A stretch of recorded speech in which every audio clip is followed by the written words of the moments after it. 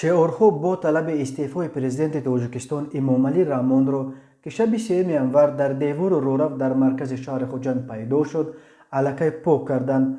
در نواری که کاربران به رادیو آزادی فرستادند دیده می شود که جایهایی را که چند شعار به ضد امامعلی رحمون نوشته شده رنگ نو از رنگ قبلی دیوار و فرش رورف به طور چشم‌رس فرق می کند.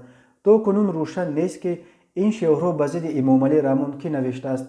این کار دست مخالفان حکومت بود یا عمل مخصوص تعریضی شده.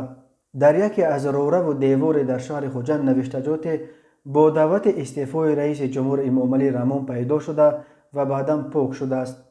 معلوم نیست کی و کی آن را نوشته است، ولی ویدیوی آن توسط پایگاه اصلاح رسانه نزدیک به مخالفان تاجیک در اروپا روز 3 ینور در شبکه‌های اجتماعی پخش شد. چندی از کاربران معلوم کردند که دیوار رورف در خیابان شرق و در نزدیکی بازار پنجشنبه شهر خوجند جایگیر است. حالا از شعارها نشانه نماند، ولی قسمی از رورف و دیوار را رنگ کردند.